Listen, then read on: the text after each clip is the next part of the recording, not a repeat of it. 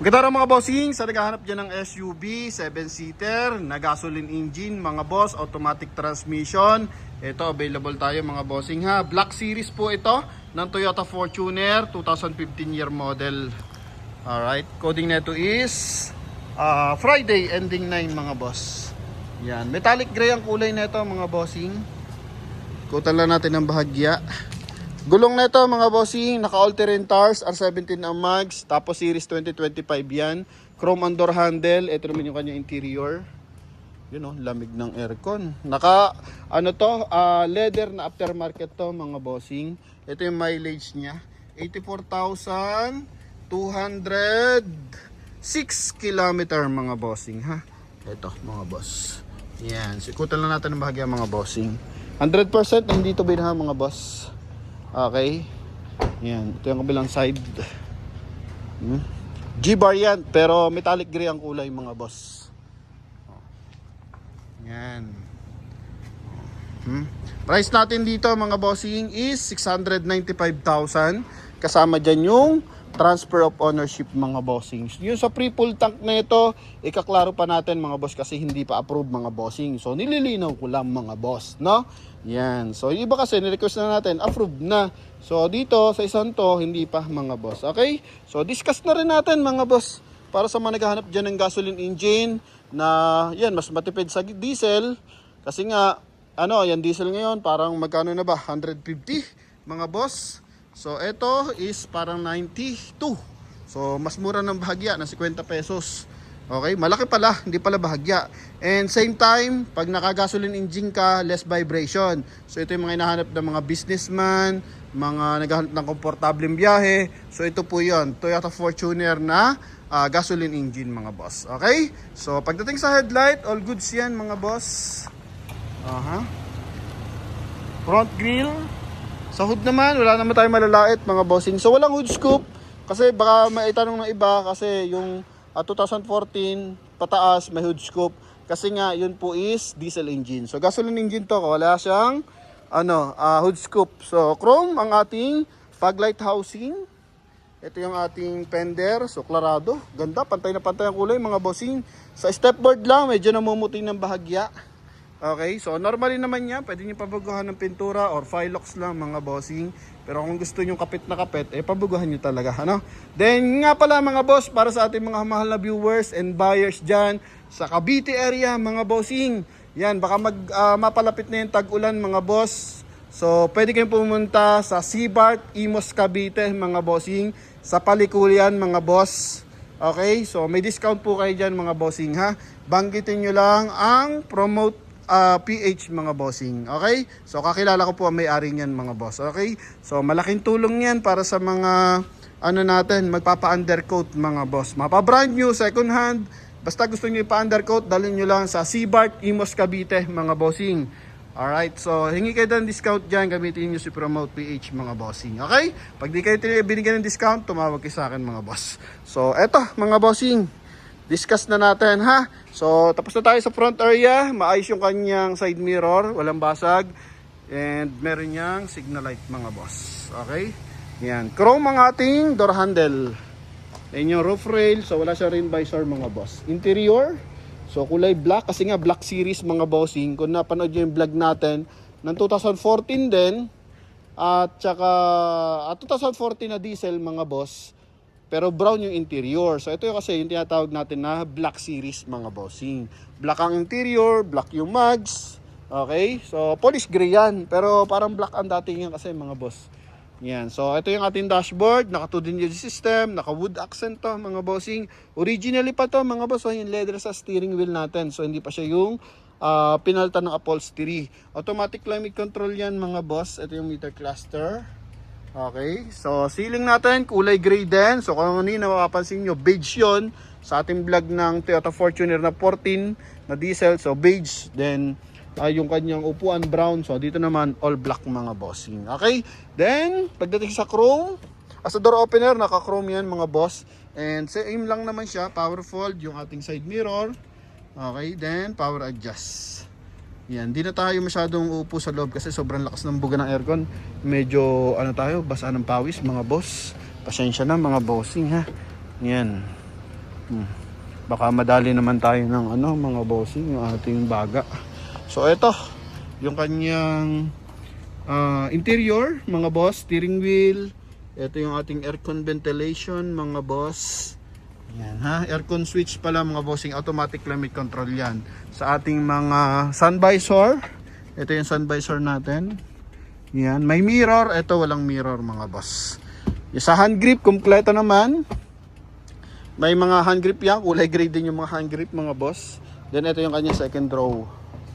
Yan. Oh, pati naman dito, kulay black mga boss, no? So kanina, brown talaga. So yun yung difference mga bossing. Kaya ito tinawag na Black Series mga boss. Yan. So may armrest. Okay. Oh. Then punta tayo dito sa likod. Taillight natin. Clear lens. Magkabilaan. Dito may mga konting gas-gas. Natigka konti lang naman. Oh. Ito yung ating trunk compartment tsaka third row. Yan. So yung ating ceiling. Kulay gray ang ceiling natin mga boss. Aha. Dito naka-leather mga bossing oh. Naka-leather, dito naka-leather din mga boss. Cool Duray kasi kapag hindi siya Black Series mga boss. Then dito, may pantakip siya dito mga bossing. Ang maganda, naprotektahan pa nila, hindi nawawala no. Yan. So pag gusto mo ibaba, yung ating third row na upuan, ito, meron siya ditong paa, magkabilaan, tapos may pang-lock. Maayos sa mga hydraulic assist niyan. Oh, panel, walang basag yan mga boss. Okay. Then ito yung kabilang side. Stepboard natin, yun lang mamuti-muti yung ating stepboard. Oh, ha. Pero bagay naman sa kulay ng unit. Oh. Wala man tayong nakikita dito ng malaking dent, maliliit na ito lang discoloration. Dito naman sa kabilang side mga bossing, so all goods. Tsaka pag may concern naman tayo sa mga unit mga bossing bago ibenta, pinapagawa na agad yan mga boss. Okay? Yan. Yung kabilang side. Para sa mga mahal natin viewers and buyers, lalo sa mga OFW, kaya tayo nagbibenta na maayos na sasakyan kasi kaya nga sila nagbakasyon. So tinawag na bakasyon, limited lang yung oras nila dito mga boss. So kung bibili sila ng sasakyan, may pagawain pa, di naubos na yung oras nila pagbabakasyon mga boss. Nandun sila sa paghihintay na kanilang sasakyan. So bad yun mga bossing. Kaya dito mga boss, yung mga unit natin na binibenta, ano na po yan, ready to use na yan. Alright, so hindi ka na ititirik yan mga bossing. Engine bay, yan, natural aspirated 2.7 liters gasoline engine, walang tagas mga boss. May armor oil lang kaya makintab. Ito ang kabilang side, panel. Yan, pinapakita natin ng buo para at least makita ng ating mga viewers na transparent mga bossing. Okay, so bakit din tayo bibigay ng free transfer of ownership mga bossing? So yan, so may mga interesado ha. Okay naman, klarado na. So bakit tayo nagbibigay ng free transfer of ownership? Konting kwento lang mga boss, no? Kasi ngayon, lalo na ganito mga sasakyan, medyo mahal, ginagawa ng iba bago ibenta sa amin, pinapaduplicate mga bossing. So yan, kahit meron kang kopya ng ORCR, kapag di mo pinatransfer yan, marirehistro mo pa rin yan mga bossing. Pero totally, yung original hindi mo hawak. Kasi nga, nagpa-duplicate sila. So may isa pang authorized yung LTO na ORCR. So it means yun yung hawak nilang pinaduplicate. Kung nagpa-duplicate mga bossing. So ginagawa natin, pinapatransfer natin para makita natin yung history mga boss. So makikita yan. So pag lumabas yan sa system at nakita sa clearance na merong duplicate pa yan, so ipoprovide yon ng dating may-ari. So madali nating ahagilapin yung nagbenta sa atin mga bossing. Paano kung 6 months na, 1 taon na, o diba, saan mo hagilapin yung nagbenta mga boss? Okay, so tayo, para iwas abala kasi lagi din tayong busy, nagbablog tayo, marami tayong assist na buyer. So isang transaction lang ginagawa natin. Kasama na yung transfer of ownership mga boss. Kasi ganun din naman ita-transfer din naman, bakit pa natin patatagalin mga bossing? Medyo pricey, medyo matagal yung paghihintay minsan inaabot ng ilang buwan bago ma-transfer dahil sa mga confirmation. Yan, so at least klarado tayo, may peace of mind ka na bumili sa akin, may peace of mind ako na nagbenta sa'yo mga boss. Ganun lang kaikli yun mga bossing. Yung sinasabi ng iba na madali lang yung pagtatransfer, iabot sa inyo yung papeles na ito po yung papeles, deed of sale, ID ng dating may-ari, ready to transfer na po yan. Hindi po ganun kadali po yun, no? So bigyan ko ng senaryo, pag expired yung ID, hindi matatransfer yan. Pag pangit ang pirma o hindi consistent ang pirma, hindi po matatransfer yan. Papatawag pa ng LTO yung dating may-ari mga boss. Para papirmahin ng maayos or kaya basta gagawan pa nila ng mga ano yan, kung ano-anong bagay para at least mapapirma ng tugma mga bossing. Kung hindi naman sa ID, yung diferensya, syempre papoprovide din ng bagong ID yon mga boss. Okay, so pumunta ka ng LTO, nasayang oras mo kasi hindi yan transfer, tatawag ka rin kay Promote PH. Okay, so ginagawa natin, transfer na lahat. Isang abala. Alright? So hindi ka na mag-aabala na maglalakad ka pa sa LTO, kami na yung maglalakad mga bossing, ha? So yun lang, ganun kasimple mga boss. Thank you very much. Sana naunawaan nyo kung ano yung nais natin parating, kaya kung bakit tayo nagpapatransfer of ownership mga boss. Okay? So wala man tayong problema sa iba kung anong gusto nila, open deed of sale, o kaya ano lang, ayaw nila pa-transfer sa mga nakakabili.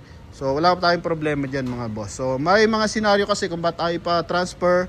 Di naman siguro dahil sa mga bad intention. Minsan kasi matagal yung confirmation. Ilang buwan na hindi pa sumasagot yung LTO branches, lalo ng pag-province. So matagal mag-follow up mga boss. So possible yun mga boss, no? So maliit lang yun pero mga bossing, yun nga sa mga problema na ID, firma, ano pa ba? Duplicate or CR, yun mga boss. Maabala po kayo doon. Alright, so tayo, klarado tayo dito mga bossing ha. So salamat po sa pagganawa. Bye-bye.